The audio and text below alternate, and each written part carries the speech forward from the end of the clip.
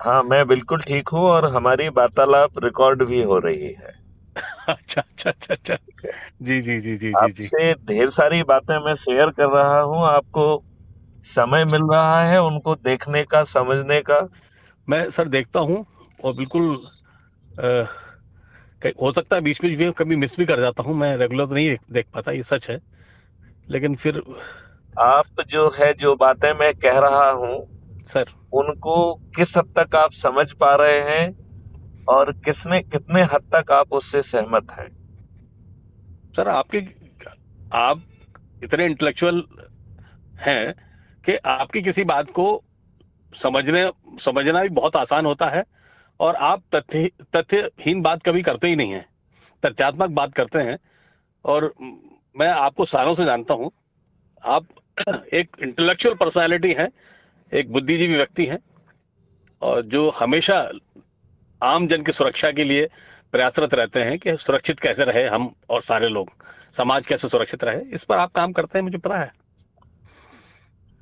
शर्मा जी, क्या सर। आप ये बात मानते हैं कि हम्म। पिछले 75 वर्षों से हम्म।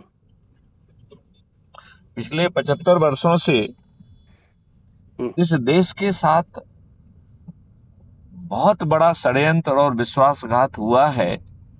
जिस समय अंग्रेज बेहद ही डरे हुए थे, हम्म। चारों तरफ बगावती तेवर थे, हम्म। उस समय षड्यंत्र पूर्वक अंग्रेजों की शर्तों पर सत्ता का हस्तांतरण कराया और अपने ही देशवासियों पर गुलामों के वो नियम थोप दिए जो कि जी। उन्हें 1857 की क्रांति के बाद उत्पीड़ित करने के लिए, अपमानित करने के लिए, शोषित करने के लिए और क्रश कर देने के लिए बनाया था कि उनमें अंग्रेजी साम्राज्य के विरुद्ध खड़े होने की साहस दुस्साहस ना हो। इस बात से आप कहां तक अपने आप को सहमत पा रहे हैं? कितने हद तक आप इस बात का जो गहराई है उसको समझ पा रहे हैं, या मुझे इस बारे में और थोड़ा सा तथ्यों को देके बातों को स्पष्ट करने की जरूरत है? सर इसमें बहुत बहुत ज्यादा सुधार की जरूरत है।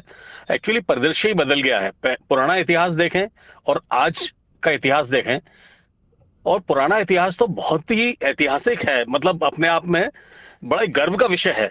हम जो कुर्बानियां लोगों ने दी हैं, जो पिछला इतिहास रहा है, उस इतिहास को हम मिटा नहीं सकते, उसको भुला नहीं सकते। बहुत से लोग प्रयासरत हैं आज कि इस किस इतिहास को मिटा दिया जाए, पुराने को, और नया इतिहास गढ़ा जाए। और जो लोग नहीं शर्मा जी, यहाँ थोड़ा सा करेक्शन की जरूरत है।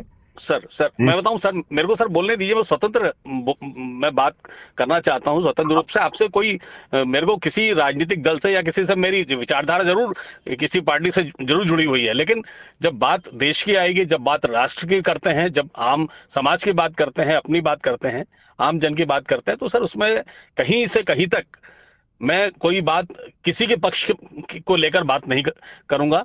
और उसी तरह के एक बहुत ही सीनियर अधिकारी से बात कर रहा हूं, ये भी मुझे मुझे याद रहता है।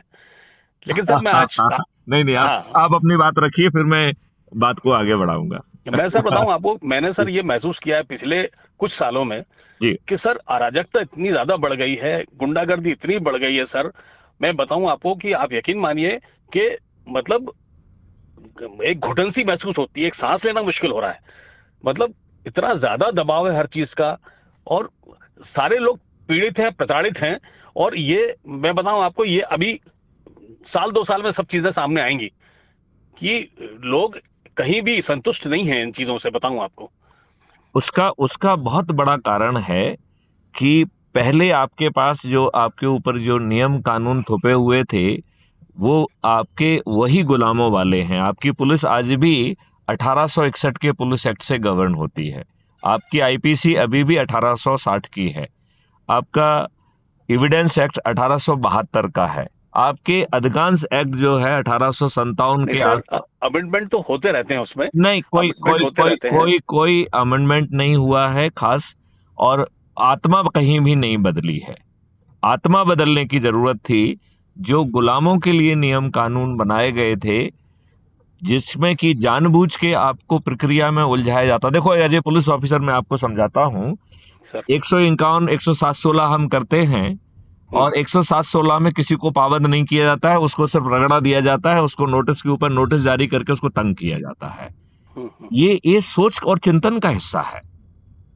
ये आप ये देखिए कि हमारी पुलिस, जिसको विधिक जिम्मेवारी है कि उसके संज्ञान में यदि कोई एफआईआर या कोई संज्ञेय अपराध आता है तो चाहे वो उसे खुद की जानकारी के आधार पर मिला हो, सुओ मोटो भी ऑफेंस को रजिस्टर कर सकता है, राइट। और जब फरियादी, आप स्वयं वकील हैं, जब फरियादी आ रहा है तो उसे एफआईआर दर्ज करना चाहिए। जब बार बार ये बात सुप्रीम कोर्ट तक पहुंची तो ललिता कुमारी, मतलब उत्तर प्रदेश वर्सेस ललिता कुमारी के केस में सुप्रीम कोर्ट ने 5-6 सिक्वल जजमेंट दिए, जिसका निचोड़ ये है कि पुलिस को कोई जो सेटिस्फेक्शन का क्लॉज था उसको उन्होंने, और या प्लेजर क्लॉज था, उसको खत्म कर दिया। उन्होंने कहा यदि रिपोर्ट के मजनून से यदि संज्ञेय अपराध प्रतीत होता है तो आपको अपराध पंजीयन करना है, राइट। क्या हमारी पुलिस कर रही है? मेरे अपना आकलन है कि 90% केसेस में आपके संज्ञेय अपराध होने पर भी आपकी एफआईआर दर्ज नहीं की जाती, आपको भगा दिया जाता है, आपसे एप्लीकेशन ले ली जाती है। और वहीं बाहुबलियों, धनाढ्यों और राजनेताओं के दबाव में जानते हुए फर्जी केसेस रजिस्टर हो रहे हैं, जिनकी संख्या अब बढ़ के लगभग 90% हो गई है। तो 90 सही केसेस लिखे नहीं जा रहे हैं 90%, और 90% फर्जी केसेस लिखे जा रहे हैं। चारों तरफ जो है दबाव और भयावहता की राजनीति बन गई है। अब आप यहीं पे देखिए, मध्य प्रदेश में पुराना केस है जिसमें थाना कमला नगर में कुछ लोगों को गिरफ्तार किया गया था, और उसमें कुछ भाजपाई पहुंचे और उन्होंने वहां बवंडर किया, मारपीट किया, हंगामा किया, और उन अपराधियों को छुड़ा के ले गए और दूसरे दिन पूरे थाने को सस्पेंड कर दिया गया। तो पुलिस बहुत ज्यादा दबाव में काम कर रही है और पुलिस सही कार्रवाई नहीं कर पा रही है, और पुलिस सही कार्रवाई करती नहीं है, और न्यायालय भी उससे सही कार्रवाई करने का कोई सोच नहीं रखता है। अच्छा देखिए, आप वकील हैं, मैं आपको एक दूसरी डायमेंशन पे ले जाता हूं। पुलिस जो काउंटर केस रजिस्टर करती है, आपको क्या लगता है पुलिस को काउंटर केस रजिस्टर करने का हक है? नहीं। क्यों नहीं है? आप इसका लॉजिक दे सकते हैं? एक्चुअली बताऊं आपको क्या है कि हम कितने सारे मामलों में प्राइवेट इस्तिगासा लगा के कोर्ट में, और कोर्ट से जो है आदेश कराते हैं, तब थाने में एफआईआर दर्ज होती है। मैं पहले आपकी पहली बात का जवाब दे रहा हूं आपको। देखिए, मैं आपको सिलसिलेवार ये दोनों चीजें आपने उठाई हैं, उसको भी जवाब दूंगा। पहले मैं अपने मुंह, हम थोड़ा ब्रेक लेके सर बात कर सकते हैं क्या? मैं एक्चुअली कहीं ऐसी जगह हूँ सर, मैं कंफर्टेबली आपसे बात नहीं कर पा रहा हूँ। अच्छा ठीक है, आप खुल के बात नहीं कर पा रहे हैं, हम अगले उसमें खुल के बात करेंगे। और ये जो हमारी वार्तालाप है, crime free Bharat YouTube channel पे पब्लिश भी होगी, जिससे आम व्यक्तियों को थोड़ा सा इस तरीके के चिंतन से रूबरू होने का मौका मिले। लेकिन इस वार्तालाप को खत्म करने के पहले मैं एक बात जरूर कहना चाहूंगा कि चारों तरफ जो है दबाव की राजनीति चल रही है, राइट। बिल्कुल, एब्सोल्युटली मैं एग्री करता हूँ, बिल्कुल। हाँ, और आप ये देखिए, मेरा ये खुद का मानना है, जहां पर कि आपका 2 सेक्शन ऐसे हैं जिसमें सेल्फ डिफेंस में आप सामने वाले की मौत कारित कर सकते हैं और आपने हत्या नहीं की है, सेक्शन 100 आईपीसी और सेक्शन 103 आईपीसी, राइट। बिल्कुल।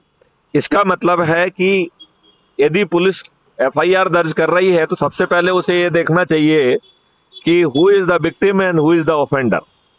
यदि आप विक्टिम हैं, मतलब आपके पास कोई ऑफेंडर आ रहा है, तो right to self defence gives you the authority and power to kill that person. और केवल आपको ही नहीं देता है, यह अधिकार आसपास खड़े लोगों को भी देता है कि वो आपकी रक्षा के लिए, आपकी संपत्ति की रक्षा के लिए सामने वाले की मौत कारित कर सकता है। फिर काउंटर केस किस आधार पर रजिस्टर हो रहा है? आई डोंट फील कि police is having the power to register a counter case. और यदि 2 केस रजिस्टर हो भी जाएं तो चालान केवल एक का होना चाहिए, जिसमें सामने वाला ऑफेंडर है। सर, एफआईआर को प्रभावित करने के लिए, उस केस को प्रभावित करने के लिए उसमें आगे समझौते की गुंजाइश रखते हुए इस तरह के जो है FIR कर दी जाती हैं, वो गलत है। मैं ये कह रहा हूँ, पुलिस को अपने इन्वेस्टिगेशन में सबसे पहले ये स्थापित करना चाहिए कि आप विक्टिम हैं या ऑफेंडर हैं, राइट? और यदि आप विक्टिम हैं, मतलब सामने वाला यदि आपके ऊपर हमला करने आया है आपको, और या आपकी संपत्ति को हानि पहुंचाने आया है, तो आपको भी और आपके आसपास जो लोग स्थित हैं उनको सामने वाले की मौत कारित करने तक का अधिकार प्राप्त हो जाता है। लिहाजा यदि आपकी रक्षा करने में या आपकी संपत्ति की रक्षा करने में सामने वाले की यदि मौत भी कारित कर दी जाती है, तो as per the provision no offence has been committed. तो फिर हत्या का केस कैसे क्यों रजिस्टर होना चाहिए? यदि आप हमें मारने आए हैं और हमने अपने सेल्फ डिफेंस में आप पे अटैक किया, इंटेंशन इज देयर हियर। हाँ, that's precisely I am saying. तो आज का हमारा जो कानून घटिया है, हम उसका भी पालन नहीं कर रहे हैं। अब यदि जंतर मंतर में आप देखिए, बिटिया वहाँ बैठी हुई थी, क्या ये दिल्ली पुलिस की विधिक जिम्मेवारी नहीं थी, कानूनी जिम्मेवारी नहीं थी कि उसका संज्ञान ले? कोर्ट को क्यों हस्तक्षेप करना पड़ा उसमें? नहीं, लेकिन मेरा कहना है कि जिस कोर्ट ने हस्तक्षेप किया, जिसको सुप्रीम कोर्ट कहते हैं, जो कि यहाँ की उच्चतम न्यायालय है, उससे बड़ी और कोई न्यायालय नहीं है, उसको साथ में जो है ना, इसी दिल्ली पुलिस को कॉन्टेम्प्ट में घसीटना चाहिए था कि नहीं घसीटना चाहिए था? सर, वो प्रेयर में नहीं कहा गया, एक्चुअली उसको प्रेयर में कहना था बात को, तो उस तरह का आदेश हो जाता पारित। मैं ये कह रहा हूँ सर, ये अंधी पुलिस व्यवस्था, अंधी जो है ना कानून व्यवस्था क्यों है? हमें न्याय की व्यवस्था क्यों नहीं है? हमारी जो है जस्टिस व्यवस्था को आंखों पे पट्टी वाली क्यों है? Absolutely right sir, absolutely right. हम चाहते हैं कि हमारी न्याय व्यवस्था की हजारों आंखें हों, जिसको सर्व विदित हो, जो निर्णय ना दे, जो न्याय करे। और यदि वो न्याय नहीं करती है, तो ऐसे जज को, यदि जानते हुए अन्याय करती है, तो ऐसे जज के अगेंस्ट द जज अपील होना चाहिए, जिसमें जज को खुद खड़ा होना पड़ेगा कि मेरा जजमेंट ठीक है। यदि वो अपने जजमेंट को डिफेंड ना कर पाए, तो मैथिली शरण गुप्ता ऐसा लॉ लाने वाले हैं कि there will be contempt of that, there will be ऐसे जज जो अपने आदेश को डिफेंड नहीं कर पाएगा, मैं तो उसे महाअभियोग से अविवादित करके जज भी नहीं रहेगा, कंपनसेशन भी देना होगा। क्योंकि न्याय अधिकारी भी कोई लॉर्ड नहीं है ना, सराहनीय कदम है आपका ये। हाँ, तो सराहनीय। मैंने एक ऐसा मॉडल डेवलप किया है, आपसे बाद में बात करेंगे उस मॉडल के ऊपर। मैं चाहता हूं कि आप उसमें कुछ जिम्मेवारी का निर्वहन करें। मैं आपको कह रहा हूं, दिसंबर में हम मध्य प्रदेश को और 2024 में इस देश को बदल देंगे। मैथिली शरण गुप्त इस देश को बदल देंगे। इतने मॉडल्स बने हुए हैं जो अभी हम सब लोग अपने आप को असहाय महसूस कर रहे हैं। हमें बिल्कुल असहाय महसूस करने की जरूरत नहीं है, और नेचर भी आपका साथ देगा। मैं आपको गारंटी दे रहा हूं कि हवा फिर से निर्मल हो जाएगी, पानी फिर से 8 फीट पे आ जाएगा, पेड़ों की संख्या 3 गुनी हो जाएगी, गायों की संख्या जो है ना 10 गुनी हो जाएगी, आपकी मिट्टी जो अभी मृत प्राय हो गई है फिर से वो सौंधी हो जाएगी, और जो वो खाद्यान्न पैदा करेगी वो अमृत तुल्य होगा। भारत का जो अनाज है वो विदेशों में आज जो बिक रहा है उससे 10 टाइम्स पे बिकेगा। और हम जो है अकेला अनाज नहीं खाएंगे, हर व्यक्ति को फल भी मिलेगा, हर व्यक्ति को दूध भी मिलेगा, और वो आज जैसा नहीं होगा। आज आपको मालूम है प्रदीप जी, 16 करोड़ लीटर दूध हम पैदा कर रहे हैं प्रतिदिन, और 65 करोड़ लीटर दूध कंज्यूम हो रहा है। आप अंदाज लगाइए कि 50 करोड़ लीटर दूध कहाँ से आ रहा है। नकली दूध है सर, ये मैं सच बता रहा हूँ आपको। मैं वही कह रहा हूँ कि ये नकली दूध यूरिया और घातक केमिकल से बनाया जा रहा है, जिसके बारे में रिसर्च कह रही है कि इससे 4 साल तक यदि ऐसे दूध का लगातार उपयोग किया जाएगा तो 87% लोगों को कैंसर हो जाएगा। Very correct, very correct. तो फिर हमारा दो रिस्पॉन्स होना चाहिए ना। पहला रिस्पॉन्स होना चाहिए कि कहीं पे भी इस तरीके का बनने वाला दूध जो है, सामने वाले को हैंग कर दिया जाए, करोड़ों का उसमें फाइन किया जाए, उसकी पूरी संपत्ति जब्त कर दी जाए। बहुत अच्छी बात। और दूसरा जो है, हमें गायों की संख्या 10 गुना बढ़ाना चाहिए। आप मुझे बताइए कि जो गाय हैं, 65 करोड़ लीटर दूध में तो जो है आपके बच्चों को दूध मिल ही नहीं रहा है। कितने % लोग बच्चे हैं जिन्हें दूध मिल रहा है? दूध ही नहीं मिल रहा है। तब तो हमें जो है 100 करोड़ लीटर दूध जो है ना पैदा करने का टारगेट रखना चाहिए, और उसके लिए हमें गायों की ब्रीडिंग बढ़ा के उसे जो है ना 10 गुना तक ले जाना पड़ेगा। इस देश में जो है इतना ज्यादा गड़बड़ हो रहा है और हर कोई असहाय है, हर कोई दुष्टा कर रहा है। अब ये बहुत हो गया है। मैं प्रदीप शर्मा जी आपसे बाद में जब आप फ्री हो जाएंगे तब अपन बात करेंगे। मैं चाहूंगा कि आप अपराध मुक्त भारत के एक जोशीले जो है ना सिपाही बने, और मैं आपको जो है ना आश्वासन देता हूं कि इसी दिसंबर में सभी राजनीतिक पार्टियों के सभी राजनेता पराजित हो जाएंगे। ना भाजपा आएगी, ना कांग्रेस आएगी। मैं आपको गारंटी ले रहा, I am with you sir, I am with you. मैं गारंटी ले रहा हूं, जो 2-2, 3-3, 4-4, 5 बार के सांसद और विधायक हैं, उनकी जो है जमानतें जब्त हो जाएंगी और उनसे जीतने वाले की संख्या जो होगी वो जो है ना हमारे उभरते हुए चेहरे, जिनके चेहरे भी स्पष्ट नहीं हैं, वो इनको ना केवल हराएंगे बल्कि इनकी जमानत जब्त हो जाएगी। Very true, very well sir, very well sir. तो आप जब फ्री हो जाए तो मुझे फोन लगाइएगा। मैं लगाऊंगा। और ये तब तक जो है ना मैं कोशिश करता हूँ कल तक ये जो अपनी बातचीत हुई है ये crime free Bharat YouTube channel पे पब्लिश हो जाए सर। चलिए, जय हिंद, जय भारत, वंदे मातरम। Have a wonderful head sir. Thank you.